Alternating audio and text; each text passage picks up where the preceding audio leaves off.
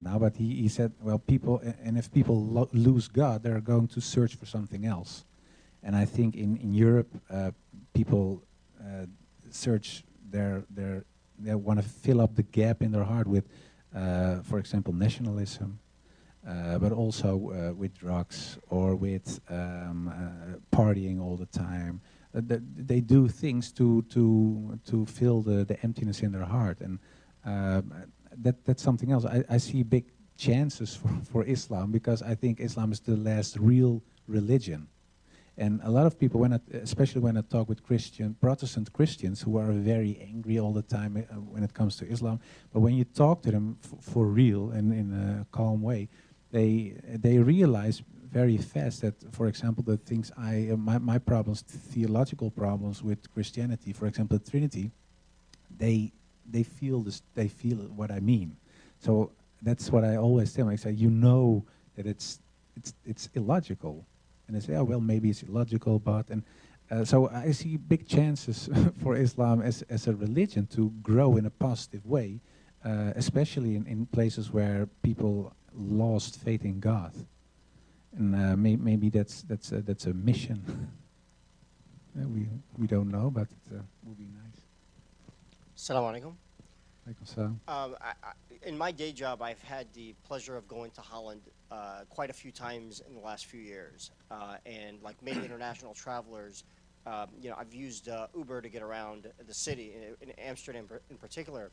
But I was really disturbed by something, and this is what I was kind of curious about your perspective as it relates to anti-discrimination laws in the Netherlands, as it relates to discrimination against Muslims as they're trying to integrate into the workforce. In particular, I met a Dutch young man who was driving an Uber. He said he was a college grad, born and raised of Pakistani descent, born and raised in the Netherlands. And he said that every time he goes into a job interview, he's asked about his prayer habits and other things that we would, in the U.S., we would find that those are non-starters. Nobody gets asked about those kinds of questions here. And he said to me, do you think I'm driving an Uber because I choose to? I can't get a job. Anywhere I go, I'm facing these kinds of discrimination issues. So anyway, and then he said ultimately, he goes, I identify first as Muslim, then as Pakistani, and then third as Dutch, even though he was born in Holland. And I find that as, in this country, we have at least we start from the premise of that there are anti-discrimination laws that protect people when they are applying for jobs. Are there similar protections in the Netherlands, or are they coming? Because I worry about that this large Muslim Moroccan population, for example, or Pakistani is being, kind of isolated in a ghetto where they are, or a mental ghetto where they really are not able to contribute more faithfully to society as a whole, and are identifying with their ethnic background as opposed to, like you are, for example, of the people and contributing broadly to the Netherlands. Yeah, very good question. Yeah, in the Netherlands there are a lot of anti-discrimination laws. Of course we have a constitution as well, and the first article in the constitution is that all people should be treated equal, no matter of race, religion, etc., etc. So there are a lot of laws like that in the Netherlands. But there's also discrimination, and I think that discrimination is something that you see all over the world. All minorities. I talked to some people from Lebanon yesterday. They told me that people from Syria who fled to Lebanon are discriminated because they are from Syria and they're refugees, and they're a burden for them. The same, it's what you see in Turkey, and in the Netherlands you see that with Moroccan people or Turkish people, and they are not refugees, but I think most of the time the majority in countries is skeptical about minorities in general. But yeah, fortunately we have laws that have to prevent people from discrimination, but that's not always enough, because when it comes to especially commercial companies, they can always say, no, he didn't have the papers that we were looking for, or he has a weird smile or whatever. So that is a big problem. It is, and I don't have an answer for that problem. But in the end, you see that especially the third and fourth generation in the Netherlands are doing so much better. People starting their own companies. You have Islamic lawyers, you have Islamic doctors, engineers. So in the end, and it takes a lot of time, and that's not a nice thing, of course, but it takes a lot of time to walk through the institutions, as they say in Dutch. And I believe it will change. Only it takes so much time, and that's something that a lot of people aren't willing to wait for, of course.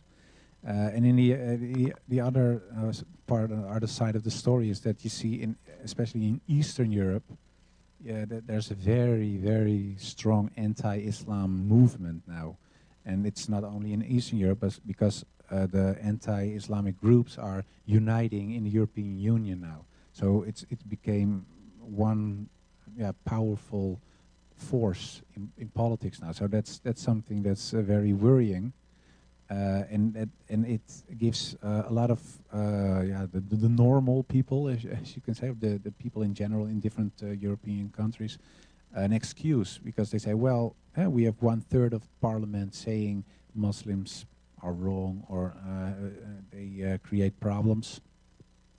It isn't that bad if we discriminate, because we know they cause problems. So it's something that works on several ways, and it's very worrying. But I think the most important thing is educate people, telling people that it's wrong what they are doing. And I think it's also important to promote Islam and help each other. So if there is a guy with a successful company who is a Muslim, he can always help other Muslims, for example, when it comes to, we call it stages, I don't know, the internships, for example. So you can help each other as a community. It's an obligation. So why wouldn't you do that? So I don't have a complete and satisfying answer, but this is what it is. Assalamu alaikum. Alaikum salam. I have two questions, if I may. During the discussion, you were mentioning that you had Christian questions and you found actually Muslims' answers. Could you share with us a few of those where you think actually that these are the ones that made it for you? And the second question is, with your involvement with the political field and being maybe actually prior anti-Islam. Oh, sure, sorry. With the political movement and being anti-Islam prior to you being Muslim, you have mentioned that maybe most people will look at Islam based on maybe some of these terrorists around the world and maybe in Europe. Are these actual terrorists, or maybe these are actually like movements by certain governments in Europe that Islamophobic, maybe that actually did make Islam look bad? What's your take on that actually as being involved in the anti-Islam movement back then? Okay, that's a big question. The first half of the question was about Christian doubts.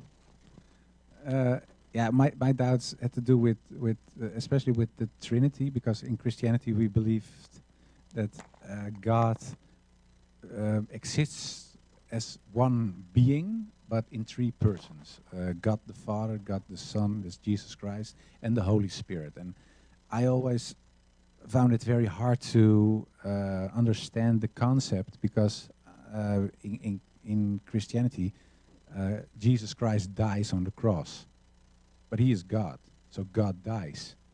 So I asked the minister when I was 12 or 13, how is it possible that something that is infinity, if God is infinity or infinite, how is it possible that it dies? Because then it is ended, it's ending.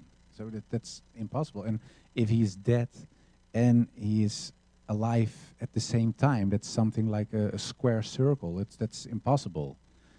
And then they said, well, it's a mystery. So yeah, but you have to believe it. But if I try to believe it, I can't, because it's a mystery, and I don't found that very satisfying. So that's something that And there are a lot of theologians who have very nice concepts, but in the end, it's coming back to the question: is the God of Jesus Christ, is it one or three? And in the whole Bible, there's no sentence in the Bible that says God is three. It isn't there. And the parts that are referring to something that could be interpreted as three are added later. And it's even in the Christian Bible, you can see that it's almost always between, I don't know how you say it, we call it haakjes, between quotes. No, not the that one. And in Bible it says the sentences between those things are added later. So there are in the Bible there's no reference to God as three, and there is even a sentence that Jesus Christ says, "Hear, O Israel, your God is one."